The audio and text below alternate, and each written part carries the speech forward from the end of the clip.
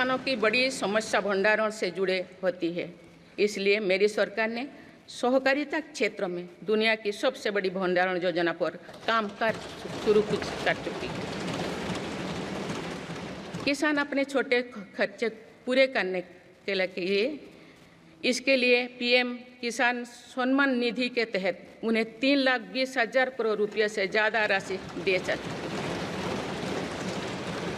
मेरी सरकार के नए कार्यकाल के शुरुआत दिनों से ही किसानों को 20,000 करोड़ रुपया से अधिक की राशि ट्रांसफर की जा चुकी है।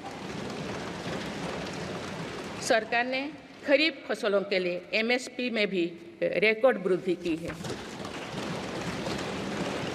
माननीय सदस्यगण, आज का भारत अपनी वर्तमान जरूरतों को ध्यान में रखते हुए अपनी कृषि व्यवस्था में बदलाव कर रहा है।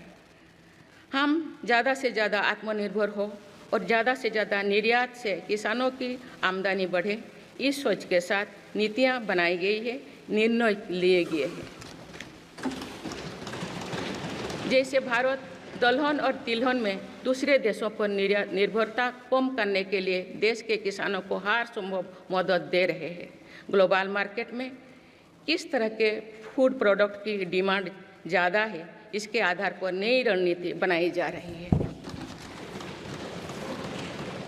आजकल ऑर्गेनिक उत्पादों को लेकर दुनिया में डिमांड तेजी से बढ़ रही है। भारत के किसानों के पास इस डिमांड को पूरा करने के भरपूर क्षमता है।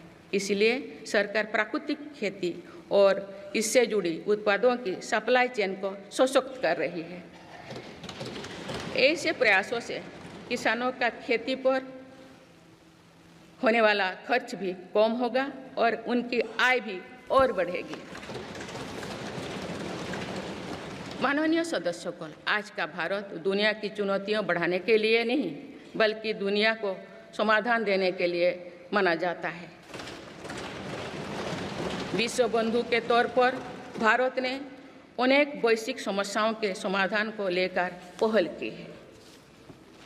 जलवायु परिवर्तन से लेकर खाद्य सुरक्षा तक, पोषण से लेकर सस्टेनेबल एग्रीकल्चर तक हम अनेक समाधान दे रही है। हमारे मोटे अनाज श्रीअन्न की पहुंच सुपर फूड के तौर पर दुनिया के कोने कोने में हो, इसके लिए भी अभियान चल रहा है। भारत की पहल पर पूरी दुनिया ने वर्ष 2023 में इंटरनेशनल मिलेट्स ईयर मनाया है। आपने देखा है, हाल ही में पूरी दुनिया ने अंतर्राष्ट्रीय योग दिवस भी मनाया है। भारत की इस महान परंपरा की प्रतिष्ठा विश्व में लगातार बढ़ रही है।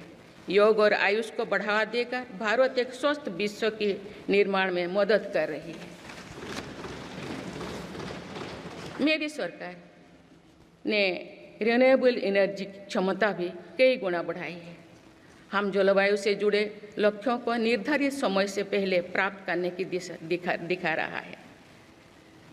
नेट जीरो के लिए आज भारत के प्रयास कई दूसरे देशों को प्रेरित कर रहे हैं। इंटरनेशनल सोलर अलायंस जैसे पहल पर आज रिकॉर्ड संख्या में दुनिया के देश हमारे साथ जुड़े हैं। माननीय सदस्यगण, आने वाला समय ग्रीन एरा यानी हरित युग का है। मेरी सरकार इसके लिए भी हर जरूरी कदम उठा रही है।